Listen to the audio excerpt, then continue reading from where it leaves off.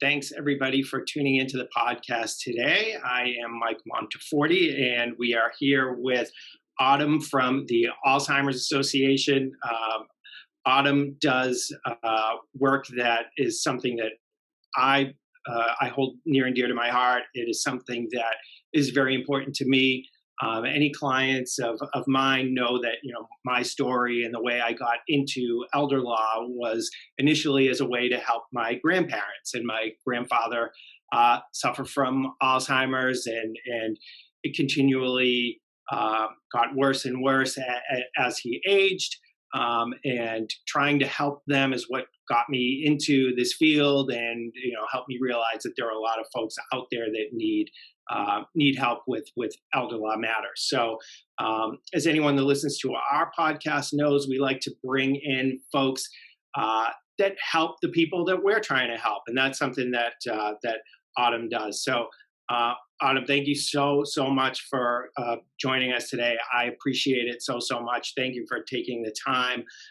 If you wouldn't mind just telling a little bit about your organization, and even a little bit about you and kind of what you guys do, that'd be a great way to start, I think. Well, my name's Autumn Hotaling. I am the senior manager for the Alzheimer's Association, Massachusetts, New Hampshire chapter. The Alzheimer's Association is a voluntary health organization. We provide care, support, and other services for individuals, the general public, for family education, as well as we fund Alzheimer's research. We're the largest nonprofit funder of Alzheimer's research, and so we're very proud of the work that we do, but also the support that we can give to families facing a diagnosis. I gotcha. And, Autumn and I were talking a little bit before we turned the camera on, and we were just talking about how, a lot of times, especially clients that come in to see me, they are overwhelmed. Sometimes it's a client that's trying to take care of an aging parent that's received a diagnosis. They don't know what to do. They don't know what resources are out there. They don't know what resources are legitimate, and who they can trust and who they can't. And there are oftentimes, just their head is spinning with not knowing what to do, and how the heck do I do this and manage to take care of my parent or family member, or whatever the case may be. So walk me through, you get a call, or you meet with somebody that says, okay, I've got, I'm trying to take care of a family member. Maybe it's someone that's got a recent diagnosis and is kind of at the beginning of their journey. What type of things do you, discuss with them, advice that you would give, or kind of services or things that you might recommend to somebody in that position? Sure. So we summarize what we do under three main areas. So under care, cause, and cure. So for care, when someone calls and they're either concerned about a loved one, or if they've already received a diagnosis, we have a 24-hour helpline that is a confidential and complimentary service. So that's available at 800-272-3900. So anyone is able to call that number, whether it's an individual doing, a high school student doing a report on Alzheimer's, or if you yourself have concerns about your own memory or your loved ones, anyone's able to call that number. It's a real gateway to our services. Individuals are able to call that and access a master's level clinician at all hours of the day. So 24/7, whether it's, midnight on New Year's Eve or 10 a.m. on a Tuesday, so anyone will, it's a live person answering that call. For support, information, and advice.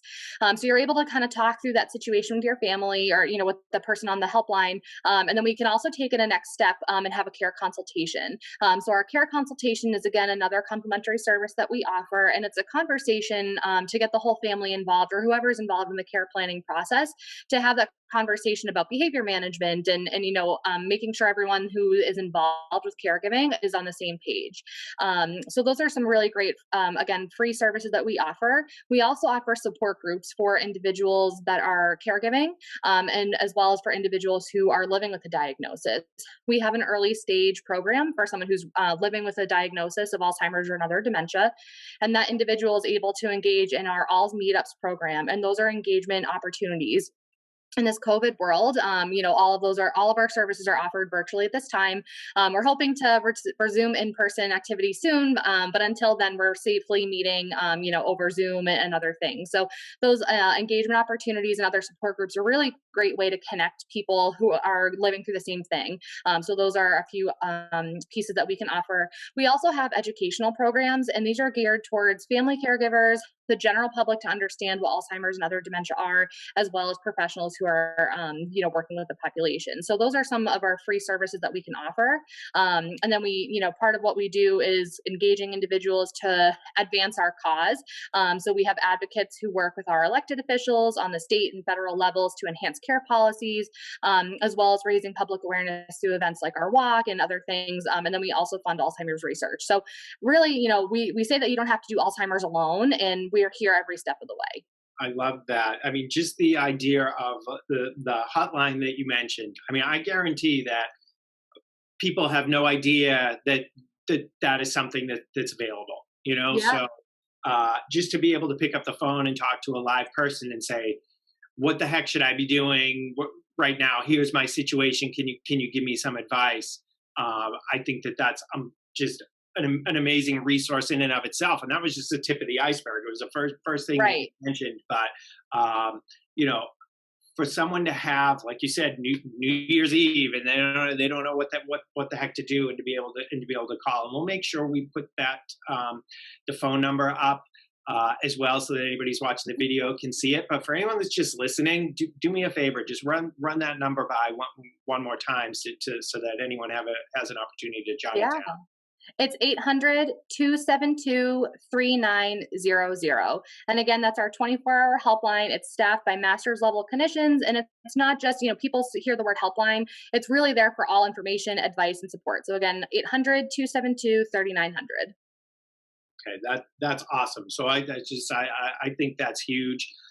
It's something that even when myself and my family were going through this with my grandfather, there were so many times where my mom and my aunts trying to take care of him, and they just did not know what to do and how to even just deal with him about certain things, because he would become obstinate about certain things, or become frustrated because he knew he was forgetting things or couldn't get his point across. And so it wasn't always easy to have a conversation with him, especially when he became frustrated, and to have a resource where, again, just to be able to pick up the phone, talk to somebody, and get a little bit of advice or some information is fantastic. But then going beyond that, you guys will, whether it's virtually or in person, we'll do this consultation with, everybody that's involved with the care, to again kind of make sure that everybody's on the same page, which again is an amazing thing, because people that don't have experience dealing with this, again, they don't know what to do and where to start. Sure. So you guys are Massachusetts and New Hampshire. So is there a geographical, like, do you guys go all over, New Hampshire and all over Mass, so that sort of thing, or what's kind of the area where you guys work, if it's not statewide?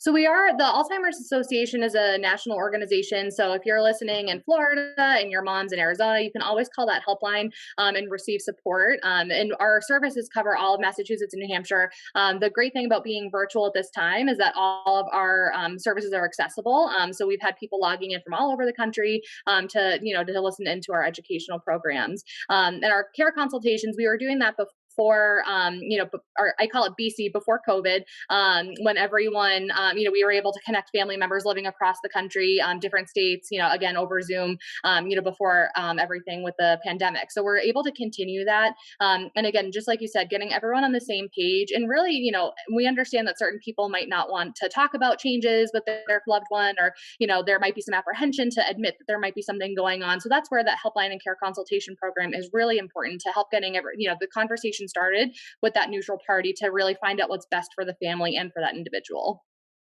Awesome. Now, if whether it's part of one of these consultations or somebody that calls on the phone, are you guys able to point folks maybe in the right direction if they're looking for services like, maybe some in-home care? Or they're trying to figure out what type of benefits they may have available to them? Can they talk to you folks, whether again it's on the phone or at a consult, about hey, can you give me some direction here, because I don't even know where, again, to start to find out some of this stuff. Yeah, and that's exactly right. Our staff is trained to, we don't do any direct referrals. We don't say, go to X, Y, and Z Sure. company. They're great. But we're really about finding what's the best situation for you and that loved one in that time. We'll ask some exploratory questions. And, if you're looking for a tour, tour long-term or assisted living, here are some questions to ask. Here are some things to look at, for finances, what's going on medically with your loved one, other circumstances. So it's really arming you with as much information. As you said, many people don't know what they're in for once they receive a diagnosis and everything. So we're, here to help every step of the way. So again, our care consultants and our helpline will then offer a list of what's in your area by zip code, depending on what you're looking for. So we're able to send that information, again, to really make it easy and simple, but also, again, arming with information of what questions to ask that care provider, what you're looking for, and things that you as a caregiver might not know about, or not know to ask just because you've never done this before. So that's where our staff is great. And you can call no matter, however many times you need, or if you think of something, 4 hours after your conversation, you can always reach back out, and then we're able to pick up that conversation and, and make sure that you have that information that you need. So it's a really great integrated program to receive support for you and your families. Now, you mentioned being able to arm them with some of the questions they should be asking. That uh, is hugely important. So, one of the things we tell clients a lot of the times is, especially when they're coming to see us about estate planning or elder planning, you don't know what you don't know. In other words, they don't come in armed necessarily with all the right questions to ask me. So I make sure when I meet someone new, we go through everything and we discuss the various options available, because they don't know, the proper questions to ask. So just the fact that you can give them the information about, hey, when you're talking to a potential caregiver, here's three things you want to know. I think that's fantastic. But the other thing that you mentioned that I just want to touch on was, you mentioned a support group for caregivers. So are you guys able to do that? Again, PC before COVID, and now, still, I guess, in the midst of, are you guys able to do that stuff virtually as well for people that need it? We are. Our support groups, early March of 2020, we had pivoted everything to be virtual. So we did offer some support groups over the phone, but we've really enhanced that option. So it's not, we understand even in a pre-pandemic time, the challenges of, finding care and, leaving your loved one and everything, and the accessibility of just, finding a location and things like that. So everything at this time is offered virtually. We have programs over the phone specifically for people who may not have, Zoom access, or that might be challenging for someone. But then we also offer, everything over video conference online as well. Okay, I mean, that's a great resource. A lot of times, I think that we forget that it's not just the individual with the diagnosis that's going through this. It can be, the family and the caregivers as well. And a lot of times, caregivers are um, they're putting the needs of the individual with the diagnosis above their own needs, and they can get lost in the shuffle a lot of the time. I just wrote an article about caregiver burnout and Mhm. how it's a very real thing, and there can even be a sort of a stigma attached to it, where people are embarrassed to say, I just can't do what I'm doing anymore because I've been doing this every single day for the past however many months, and I'm getting worn out. What do I do? But people not even wanting to admit that. So, in your support group for caregivers, do you guys talk about, mechanisms for coping with that sort of stuff, and again, just being a resource for caregivers for each other, so that they're not alone? Right. Yeah, we do. And, our support groups are really that outlet for individuals to connect. Right. Especially now, where some programs may be, canceled, or, only offering remotely right now. Our support groups are there to, really connect people, and show that they're not alone going through this process. We always say that, if you've met one person with Alzheimer's, you've met one person with Alzheimer's. It's not a universal, how the disease progresses within individuals. There's some, common symptoms or common side effects and things like that. But each caregiver is in a unique situation, and we want to make sure that we're supporting individuals. So the support groups are really, peer to peer, for you to be able to have that conversation and really understand what someone else is going through, that you're not doing this alone. And taking care of yourself as a caregiver is very important. When you have a care consultation or call or helpline, I know that that's a question people are often asked is, how are you doing? How can we support you? What information, something to keep in mind for the future. And that's, it's just that support and validation of understanding, this is something that it's hard to go through, right? It's challenging, and you're dealing with a lot of things here that you weren't aware of, and you're kind of, rolling with the punches and understanding everything. So, our support is here for you as an individual with a diagnosis, as well as all the family members. Yeah, that's one of those things where I think it can be so helpful to people, even just comparing stories where people can relate to each other. My grandfather used to lose track of what time it was, and he'd get up at Mhm. 2 in the morning and start cooking on the stove. And I remember my mom and my aunts talking about it, and with some other folks that were dealing with the same thing. And to have someone to say, hey, you know what, I've dealt with that, I've Mhm. dealt with that as well. Or just seeing that there are folks in similar circumstances Sure. is helpful. You're not alone, but also reminding people that they've got to take time to take care of themselves as well, and that's okay. Right. That there's nothing wrong with that. You can't take very good care of others if you're sick or depressed, or not taking good care of yourself. So Right. for you guys to be able to offer that, and folks to be able to connect, even virtually like this, I Mhm. think it's just an amazing thing that you guys do. So if Yeah. someone wants to get started with you guys and says, okay, I know that this resource exists, I want to reach out to you and talk further, is the best thing for them to call the phone number that you gave, or how can they find you on the web? How they get started? Sure. So I would say that if you're having concerns about your own memory or someone that you love, our biggest resource is our helpline. And that's really the gateway to all the rest of our services. And that's, available 24/7. We're online. We're at alt.org/MANH for Massachusetts, New Hampshire. And so that's you can explore at your own time and kind of go through the educational programs that we offer. Again, those are for individuals who are either caregivers, if you yourself have a diagnosis, to understand the process, but also for the general public to understand what a diagnosis is. For if your best friend's mom's sister just got diagnosed, how can you support that family as well? So even if it's not a direct connection, we're still there to support everyone, to raise awareness, and everything. So and one other way to connect is participating in some of our events, and being part of that community based support. We know that we talked a lot about our support groups, but our Walk to End Alzheimer's is a great way to get involved with the association and understand what support. Going through the process, you're not alone, and we have a really great opening ceremony, and our flower colors. They're our symbol of the day. You have 4 different colors symbolizing your connection to Alzheimer's. So it's yellow if you're a caregiver. So on walk day, you'll be able to see individuals raising those yellow flowers, knowing you're not alone through the diagnosis. But our helpline is really that gateway. You can say, I'm concerned about this person, in my life, or I'd like some more information about this. Questions about research. Right here in Greater Boston, we're so fortunate to have some really great trials and other studies going on. So you can say, hey, I heard X, Y, and Z about this trial, or this medication or something. You can call the helpline and get some clarification on that as well. So the helpline, I think, is the best starting point. Awesome. Okay, so we've talked a little bit about what you guys do and ways to get in touch with you. Now I want to talk about how we can help.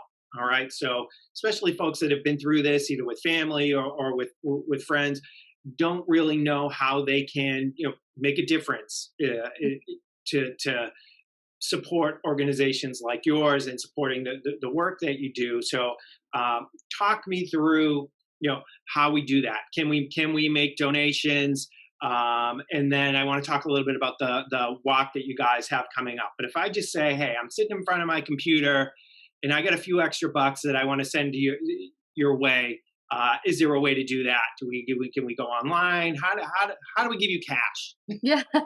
Well, thank you. Yeah, and we're grateful for your support. And all of these services that I had mentioned are available at no cost to those who need them. So you can either call that helpline to make a donation, or you can go online. Our Walk to End Alzheimer's raises awareness and funds for all of our services right here in Northeastern Mass. So that website is actalz.org/NEM. So act.alz.org/NEM for Northeastern Mass. And that's a great way to fund programs happening right here in our community. Okay, so and we'll make sure we put those links up as well. So I know that you just touched on it briefly, but you guys have a walk that you put together. This year's event is happening in October. So how do we get involved with that? Can we? We talked about it at my office. Can we make a team? With the employees here at my office. So how do we go about getting involved with the walk? Yeah. Well, we'd love to have anyone participate. Everyone can and can make a difference in the fight against Alzheimer's. We're calling upon individuals of all ages and abilities to participate. So our walk is a great community-based event. It happens in Andover. It will be on October 3rd this year. And we are, there's no fundraising minimums or registration fees to participate. It's again, a community awareness event. Fundraising is encouraged, and we can support you if that's something to choose to do. But we have individuals participate. Friends and families. We have companies who set up teams to walk with us.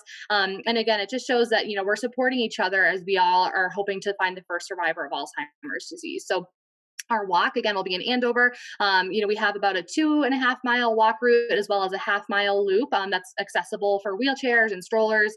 We are a dog-friendly event, so with everything for pandemic-wise, we're planning to be in person this year, and then we'll also offer some safe remote options for participation. Our walk registration is available at the same website, is at act.alz.org/NEM, NEM from Northeastern Mass. So we can put that in the comments and everything.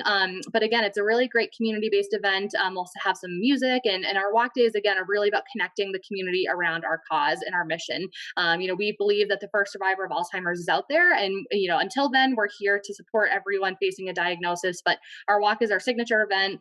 We also have other events for people to get involved with. The longest day is kind of our do-it-yourself fundraiser. So you're able to participate in any way that you'd like. And the idea is that you choose an activity to do, and then you're able to do that, for an extended period of time and fundraise. And so we also have a ride to End Alzheimer's program that'll be offered virtually this year that raises funds for research. And then, and again, for our walk. So we have really something for everyone to participate and get involved. But for our community event is the Walk to End Alzheimer's. It's a really great way to connect with others around our mission and support raise those critical funds to advance our helpline and care and consultations I mentioned. Okay, that's awesome. I mean, we're big here on we put our money where our mouths are. So we at my office definitely plan on supporting your organization, both by donating, and we're trying to see if we can put a walk team together. Me and my employees here, and we're going to, of course, encourage all of our clients to follow suit and do the same. I can't thank you enough, Autumn, for taking the time, sharing the information with me and with our listeners, so that they can, number one, use your organization as a resource, and number two, help support you guys as well. So I appreciate it so much. Thank you for taking the time. We'll make sure we get your contact information up there so that everybody can see it. And I appreciate everything that you do. It's so important to me. And just thanks again for taking some time out of your day to talk to me about it. Yeah, well, thank you so much for having me. I appreciate the opportunity to share our services and ways for people to get involved and offer support. So thanks so much for having me, and looking forward to having you and your clients and teams walk with us this fall. Awesome, Autumn. Thanks so much.